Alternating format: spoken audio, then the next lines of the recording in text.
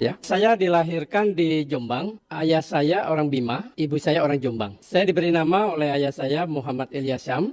Ya, karena keluarga saya memang Muslim. Kebetulan juga ayah saya seorang hafiz ya, dia penghafal Quran. Jadi semua nama saya diambil dari Al-Quran. Muhammad adalah nabi dan Ilyas juga nabi yang ada di Al-Quran yang menjadi idola ayah saya juga. Syam adalah nama surat yang ada di Al-Quran, yaitu artinya matahari. Jadi karena saya lahirnya pas matahari terbit, saya diberi nama Muhammad Ilyasyam. Kami keluarga yang taat ya, bahkan keluarga kami di sana punya masjid di Bima. Dan Ya, shalom bagi kita semua dimanapun kita berada saat ini. Kiranya kita semua tetap berada dalam keadaan sehat dan apapun yang merupakan aktivitas kita sepanjang hari ini, kiranya Tuhan Yesus memberkati.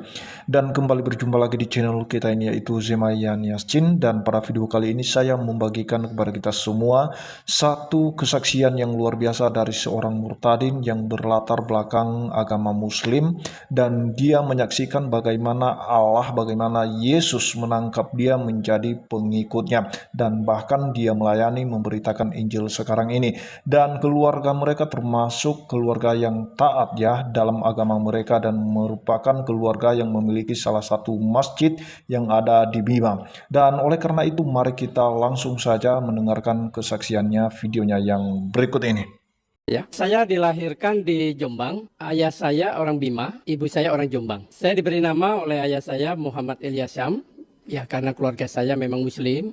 Kebetulan juga ayah saya seorang hafiz ya, dia penghafal Quran. Jadi semua nama saya diambil dari Al-Quran. Muhammad adalah nabi dan Ilyas juga nabi yang ada di Al-Quran yang menjadi idola ayah saya juga.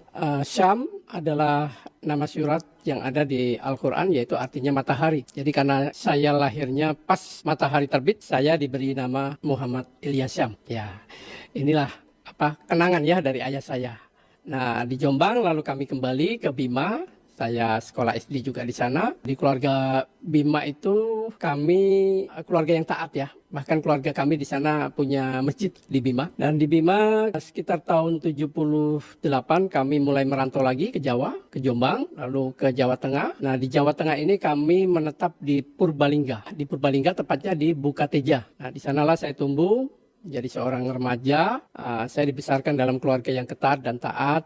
Ya, saya juga aktif sebagai seorang Muslim, menjalankan semua syariat dalam Islam saya jalankan. Nah, saya tumbuh menjadi seorang Muslim yang sangat fanatik pada waktu itu. Ya, dan saya juga membimbing adik-adik saya itu dengan keras. Adik saya waktu itu ada dua, perempuan semua. Yang satu namanya Ina Kaum, yang satu Yuni Kristiana. Adik-adik saya ini kalau nggak mau ngaji itu saya tendang-tendang. Saya betul-betul fanatik ya. Artinya nggak suka kalau adik-adik saya, keluarga saya ada yang tidak menjalankan sholat atau ngaji begitu ya. Jadi kebetulan saya juga dulu saya itu sebagai remaja yang aktif. Jadi saya membina, mementori anak-anak yang pra-remaja untuk memulai menjalankan sholat. Itu ada tata cara, aturan, bacaan. Itu saya ya, ini waktu saya dibaptis ya tahun 92.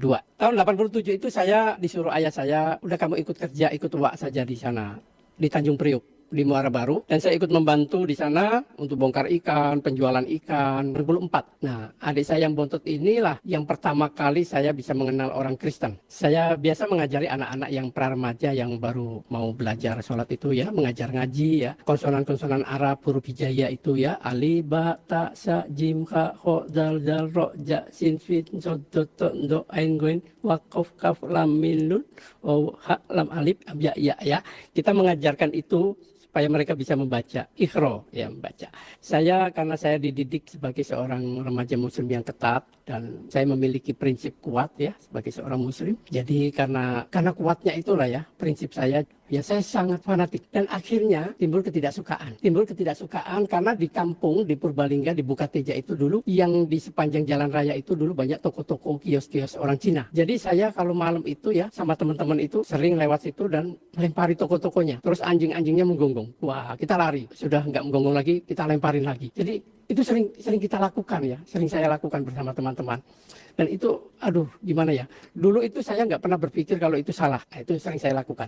Nah, pertama kali saya mengenal kekristenan itu tahun 84 itu ibu saya sedang bersalin, yaitu melahirkan adik saya yang paling bontot ini.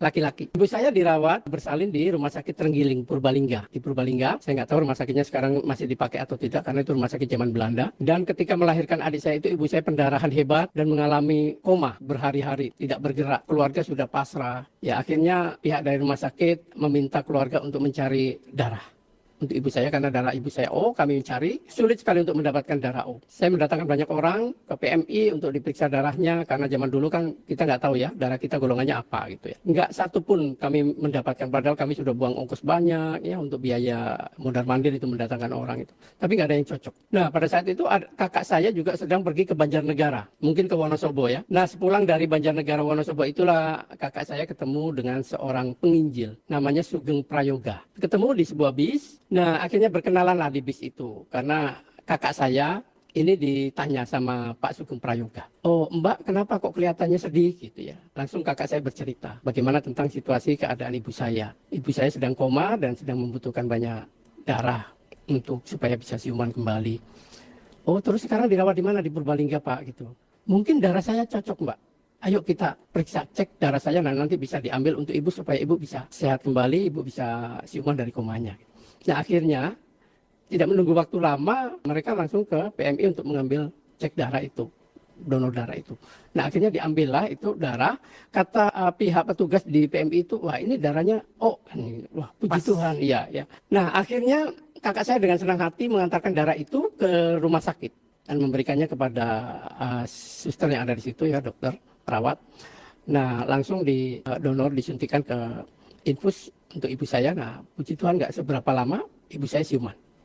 Nah ketika itu terus saya disuruh sama kakak saya untuk menjemput Pak Sugeng Prayoga itu, sang penginjil itu. Beliau sedang ada di apotek untuk menebus obat-obatan. Nah apotek itu dari rumah sakit jaraknya nggak jauh, paling ya sekitar 300 meter ya.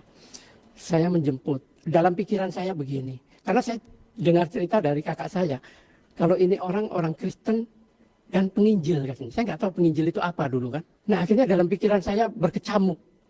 Saya sendiri selama ini nggak suka sama orang Kristen. Sekarang saya ditolong sama orang Kristen. Jadi seperti terjadi apa ya dalam pikiran saya. Ya? Ya itu dia. Mau marah nggak bisa gitu ya. Karena merasa tertolong gitu ya. Nah akhirnya saya jumpai itu Pak Sugeng Prayoga di sebuah apotek. Nah semua obat-obatan ditebus oleh beliau. Dan akhirnya kami kembali ke rumah sakit sama beliau berjalan kaki sambil cerita di sepanjang jalan. Ya beliau juga cerita tentang pelayanan. Saya juga nggak tahu dulu pelayanan itu apa ya. Beliau banyak bercerita. Nah sampai di depan rumah sakit itu beliau nggak mau masuk. Beliau hanya di depan rumah sakit. Beliau itu pakai pakaiannya rapi ya, putih, celana hitam, pakai sepatu. Dia bawa Alkitab dan buku-buku lain. Nah sampai di depan rumah sakit itu beliau katakan begini ke saya. Dek, saya nggak masuk ya. Salam aja buat bapak, buat ayahnya, sama ibu, sama keluarga yang lain, sama kakaknya ya. Saya berdoa dalam nama Yesus, ibu akan sehat kembali, sembuh. Apalagi ibu sudah mendapatkan donor darah, pasti ibu akan sembuh. Jangan khawatir. Gitu. Nah saya pamit ya, adik ya, Tuhan Yesus memberkati. Saya masih banyak pelayanan. Saya nggak tahu waktu itu saya dengar pelayanan. Ternyata ketika saya sudah bertobat, saya ini pelayanan gitu ya. Dulu saya nggak tahu pelayanan itu apa, penginjilan itu apa. Nah beliau saya lihatin dengan hati saya seperti ada perubahan ketika berjumpa dengan beliau. Ada perubahan. Saya seperti dulu tidak punya kekuatan apapun. Saya memperhatikan beliau itu, dia menyeberang jalan di depan rumah sakit Trenggiling itu. Nah, ketika beliau sudah sampai di tepi jalan di seberang, zaman dulu itu masih banyak dokar, becak ya di depan rumah sakit Trenggiling, Purbalingga itu. Nah, beliau ketutup dokar yang lewat. Saya tidak pernah mengedipkan mata, saya lihat tinggi. Tidak ada sama sekali. Sama sekali tidak ada. Padahal jelas bajunya putih, ganteng, orangnya tinggi. Celananya seperti saya. Makanya saya senang pakai pakaian rapi seperti beliau. Ya, semenjak beliau nggak kelihatan itulah saya bingung. Dan itu saya juga tidak bercerita sama keluarga. Dalam kesaksian-kesaksian ini saya mulai bercerita. Akhirnya kakak saya juga melihat cerita saya ini dari YouTube waktu itu, masih hidup kakak saya. Wah, luar biasa Ilyas, kamu ternyata dulu Pak Sugeng itu hilang begitu saja ya gitu. Saya nggak cerita waktu itu memang. Nah itulah yang membuat saya ini keajaiban. Luar biasa. Dipertemukan dengan seorang Kristen. Dan saya tidak tahu beliau kemana. Setelah tertutup oleh dokar yang lewat, delman atau dokar saya lupa itu. Karena waktu itu tahun 84 ya, sudah berapa tahun ya sampai sekarang ya. Usia saya juga waktu itu mungkin sekitar 16 tahun ya. 16 tahun. Nah beliau nggak kelihatan lagi di pandangan saya. Seperti hilang begitu saja. Nah saya terngiang-ngiang ingat terus Tuhan Yesus, Tuhan Yesus. Dia katakan seperti itu. Nah akhirnya setelah itu masuk ke rumah sakit dan memberikan obat-obatan ke ibu saya. Nah singkat cerita, ibu saya sudah sehat dan boleh pulang ke rumah. Adik sudah lahir, laki-laki bontot. Nah sudah kembali ke rumah, ya kami menjalani harian. Saya ikut di sana. Nah karena pekerjaan yang keras, akhirnya saya tumbuh menjadi seorang pemuda yang keras. Dan kebetulan teman-teman saya itu juga termasuk masih sepupu. Mereka dari Bugis, karena wak saya kan dari Bugis. Jadi kakek saya ini punya istri dua. Yang pertama dari Bima, dan yang istri yang dari Bugis ini sebenarnya bukan istri ya, tapi kalau zaman dulu itu kayak semacam gundik atau bagaimana ya. Nah itu tapi punya anak duluan, yaitu wak saya itu. Jadi keluarga dari Bugis itu ada di daerah Priok, Semprotan, mereka tinggal di sana. Nah saya ikut beliau karena beliau itu jual ikan, ya suka di pasar ikan di Muara Baru. Jadi saya tumbuh menjadi seorang pemuda yang keras bersama dengan 4 orang saudara sepupu saya. Kami seringkali minum minuman, kami seringkali ya jarang makan ya. Minum rokok itu yang sering saya lakukan. Akhirnya tahun 88 saya jatuh sakit. Saya sakit dan saya berobat dan dokter memvonis saya kena MAH kronis, dinding lambungnya rusak. Nah, itu yang saya alami ketika itu. Saya sudah periksa ke dokter beberapa kali dan saya mengalami sakit ini luar biasa. Hampir saya putus asa. Saya sudah pasrah ya. Waktu itu saya sudah tidak bisa menjalankan sholat lagi karena saya kalau tidur itu harus ditekuk kakinya. Karena kalau lurus perut saya ini rasanya seperti ditusuk-tusuk. Perih sekali. Nah saya sampai jalan aja ngesot. Itu luar biasa. Saya sudah pasrah. Tuhan kalau engkau ambil aku, ambillah.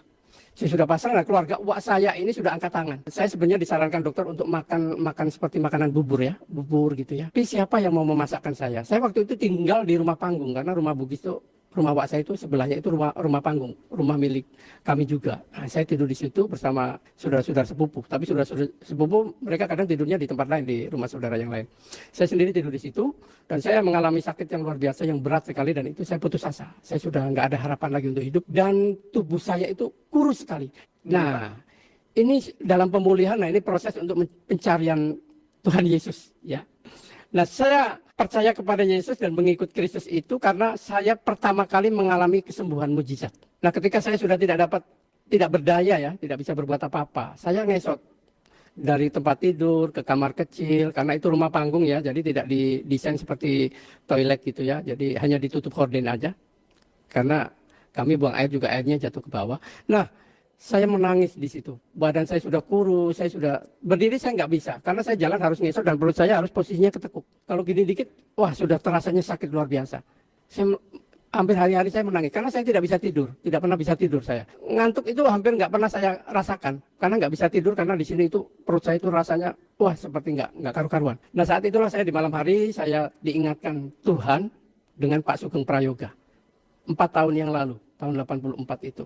Dia seorang Kristen dan gara-gara Pak Sugeng Prayoga ini ibu saya bisa hidup kembali, bisa sehat kembali. Terus saya bilang gini, dia waktu itu mengucapkan Yesus. Saya waktu itu takut ya mau ngomong Tuhan Yesus itu ya. Saya hanya bilang Yesus karena saya waktu itu ya masih muslim ya. Iya. Jadi masih inilah mengimani Yesus atau Isa itu hanya sebagai manusia nabi ya, biasa.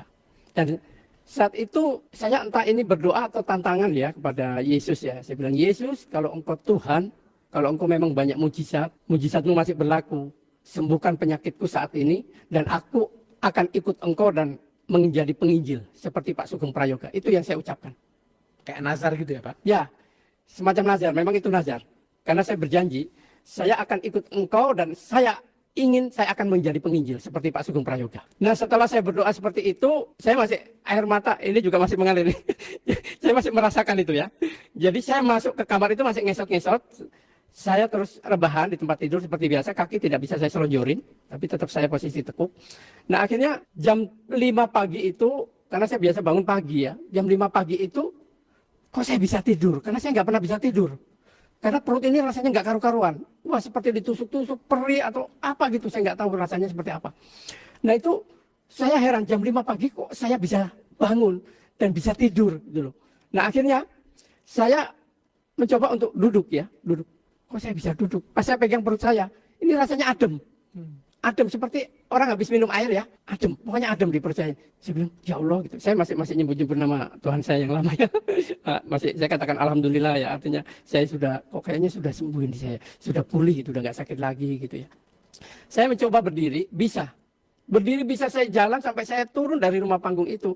Dan wak saya waktu itu mau ngambil air wudhu. Ilyas, kamu sudah sehat gitu ya. Waduh, alhamdulillah ya gitu.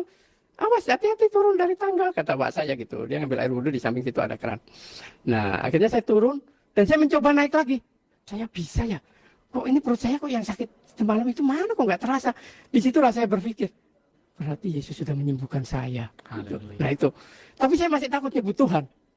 Hanya Yesus saja. Ya. Belum berani. Hanya Yesus yang saya sebut. Nah, sejak saat itulah saya akhirnya sering berbohong dengan keluarga karena saya juga sudah sembuh, sudah sehat, saya tidak menjalankan sholat kan.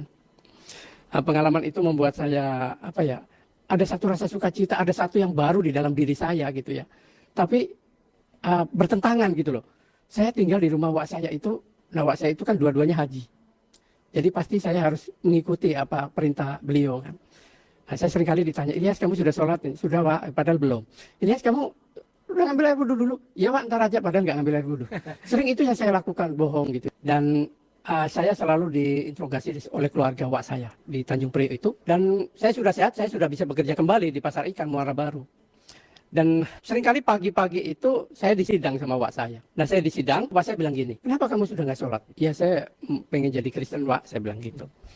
Marahlah wak saya. Nah akhirnya saya selalu dikata-katain, aduh gimana ya, yang kafir lah apa itu udah sering saya dengar ya, dasar pemurtad itu. Akhirnya nggak ada sayang lagi sama saya, ponakannya kan. Nah akhirnya saya pas waktu itu bulan puasa dan buka bersama di rumah kakak sepupu saya, anaknya wak saya. Saya sudah tidak tinggal di rumah wak saya tapi di rumah kakak sepupu, anaknya wak saya juga. Dan wak saya sering ke situ karena rumahnya nggak jauh kan, paling Pasti ketemu terus. ya, pasti ketemu 70 meter lah ya. Nah pasti ketemu. Nah akhirnya mereka keluarga besar di situ buka bersama dan saya ada di atas karena saya tidur di kamar atas, kamar lantai 2, bukan rumah panggung. Nah mereka itu ngerasain saya ya, sesudah buka itu semua ada sepupu-sepupu di situ. Kalian tahu nggak? Itu Ilyas sekarang sudah murtad katanya. Jadi kafir katanya gitu. Itu mas sebenarnya harus, kalau orang sudah kafir itu dibunuh aja juga nggak apa-apa katanya. Waduh, saya mendengar itu saya merinding waktu itu. Saya merinding, saya gini dalam hati. Yesus, saya akan ikut engkau, kok saya jadi sengsara begini mau dibunuh gitu ya. Itu dalam hati saya menangis, sempat down ya waktu itu ya. Antara mau maju, mau mundur, mau ikut, mau mundur. Itu yang ada dalam hati saya. Apa kalau saya mundur, misalkan saya kembali semula, pasti saya akan disayang oleh wak saya. Karena saya memang dijanjikan mau dibeliin motor waktu itu. Waktu itu kan ya tahun-tahun 88 itu kan seneng banget ya kalau kita punya motor gitu ya. Bangga lah ya. Bangga. Saya disayang. Tapi kali ini 180 derajat itu berubah sikap wak saya dengan saya. Akhirnya saya sering dimarahin dan ya itu tadi ya ancaman dari wak saya itu ngeri sekali karena wak saya ini punya badik. Orang Bugis itu kan sering merawat badik kalau setiap malam Jumat itu dicuci atau pakai jeruk purut, pakai apa lagi itu. Saya sering lihat wak saya cuci badik. Nah itulah akhirnya saya, karena saya sudah diancam sama wak saya, seringkali diancam, dia tuh darahnya halal tuh, nggak apa-apa, orang kafir mah buat apa, hidup, kan masuk neraka dia nanti, bunuh aja nggak apa-apa, kita dapat pahala. Kan memang ada itu hadisnya dikatakan, man badalah dinahu faktuluhu, barang siapa menukar agama, bunuhlah dia. Nah saya ngeri sekali, akhirnya saya kabur dari situ dan lari ke Kalisari. Di sana di Kalisari, Jakarta Timur ada om saya, adik sepupu ayah saya yang dari Bima sebagai kepala sekolah SMP 179 dan ikut beliau. Saya di sana bantu-bantu kerja, jadi tukang kebun, jadi TU, jadi apa aja. Tidur di mes di sana. Di mes saya nggak betah kan karena banyak orang ngerokok apa gitu kan di situ. Akhirnya saya pindah ke kantor Kepsek, tidurnya di kantor kepala sekolah saya. Nah disitulah nggak lama om saya juga akhirnya tahu kalau saya kalau saya sudah murtad. Masalah lagi di situ. Kami seringkali, wah saya semakin ini sering disidang juga sama om saya. Main gede, doho gede, pakai bahasa Bima. Wah saya dimarah-marahin pakai bahasa sana itu. Mungkin guru-guru di situ nggak tahu bahwa itu adalah kalimat yang benar-benar marah sama saya. Nah akhirnya om saya ini pas Lebaran ya pulang kampung ke Bima. Nenek dikasih tahu, semua saudara paman-paman dikasih tahu. Tuh anaknya Andi Suhaidin sudah murtad tuh, Ilyasam gitu. Waduh akhirnya dibenci. Ya heboh sekali. Pas waktu itu keluarga saya itu tinggal di sana, kembali lagi ke Bima waktu itu. Nah akhirnya nenek saya titip pesan sama Pak Ismail, Om Ismail ini. Bilang sama Ilyas, kalau nggak balik lagi ke Muslim, saya tidak akui dia sebagai cucu. Jangan pulang lagi ke Tente, Bima. Karena kamu saya kan di Tente, Bima. Akhirnya ya itu tadi. Ayah saya pun kirim surat dari sana waktu itu. Meminta saya untuk kembali Muslim. Kan kalau kirim surat itu seminggu baru nyampe dulu. Saya balas. Ya pos. Ya, saya sudah menentukan pilihan saya, ayah. saya percaya Yesus. Nah, saya menjadi Kristen ini pilihan saya sudah dewasa. Nah, akhirnya ayah saya nggak bisa menarik saya kembali, tapi keluarga-keluarga juga membenci saya. Nah, ini di SMP 179 inilah akhirnya saya ikut Pak Ismail, dan karena saya disuruh pegang yayasan ya. Yayasan itu ada di Condet Kayu Manis, Yayasan Gajah Mada. Ada di situ SMP, SMA. Nah, saya masuklah di situ sambil belajar sampai selesai, kamu nanti di sini gitu. Ya udah, tapi ya karena kami sudah berbeda jadi ya nggak kental persaudaraannya gitu. Akhirnya ada kerenggangan gitu ya, walaupun bagaimanapun juga. Nah, itu di saat itulah saya mulai studi banding ya. Studi banding di SMP itu saya lakukan. Bagaimana ya supaya saya bisa mengimani Yesus itu Tuhan. Karena saya dulu takut mau ngomong Yesus itu Tuhan. Yesus itu ya nabi manusia gitu ya. Tapi saya percaya dia yang menyembuhkan saya. Nah, jadi itu dia videonya teman-teman ya. Kita sudah mendengarkan bagaimana kesaksian dari Pak Ilyas Syam yang dimana dia begitu tertekan ya ketika dia mengikut Yesus, dan memang bukan hal yang gampang bagi mereka ya yang dulunya mereka fanatik dengan agama mereka, keyakinan mereka, tiba-tiba mereka berubah 180 derajat dan mengikut Yesus Kristus, dan itu bikin kaget mungkin keluarga besarnya ya. Tetapi dia tidak bisa menyangkal karena dia punya nazar kepada Tuhan, dan di mana dia mengatakan bahwa kalau dia sembuh maka dia akan menjadi pelayan Tuhan dan bahkan menjadi seorang penginjil, dan dia menepati janjinya seperti apa yang dia janjikan ketika dia meminta suatu mukjizat daripada Tuhan. Dan itu luar biasa, Tuhan itu tidak pernah mengecewakan bagi orang-orang yang benar-benar mau mencari dia, rindu mencari dia, haus akan kebenarannya. Pasti Tuhan akan menyatakan siapa dia dan memperkenalkan dirinya kepada siapa yang ia kehendaki dan memintanya. Seperti yang dia lihat tadi, bahkan keluarganya mungkin ada yang tidak suka, bahkan ada yang menghalalkan darahnya, dan justru itu membuat dia semakin takut dengan agamanya. Ada apa dengan agama saya? Kok ada ancaman? Kok bisa menghalalkan darah orang yang murtad? Nah, itu sebenarnya hal yang menakutkan bagi mereka, dan itu yang menyebabkan mereka itu takut murtad sebenarnya, takut mengikut Yesus, takut meninggalkan agama mereka, karena mereka takut ancaman itu, bukan karena apa-apa. Nah, jadi ini sangat membuat kita merinding dengan ancaman-ancaman agama ya, dan di dalam kekristenan tidak pernah ada yang namanya ancaman. Kalau memang mau memilih keyakinan A atau keyakinan B, itu hak. Tidak ada yang memaksa harus ikut Kristen, dan tidak ada yang namanya penganiayaan yang dilakukan oleh orang Kristen ketika meninggalkan Yesus, menyangkal Yesus. Itu kan hak dan itu pilihan pribadi sendiri. Kalau masalah dosa itu kan ditanggung oleh pribadinya sendiri, bukan ditanggung oleh orang lain atau ditanggung oleh saudara-saudara seimannya. Dan itu perlu pertanggungjawaban terhadap apa yang kita imani, apa yang kita yakini, apa yang kita ikuti. Nah, jadi itu saja yang perlu saya sampaikan kepada kita semua. Kiranya Tuhan Yesus memberkati kita semua. Shalom.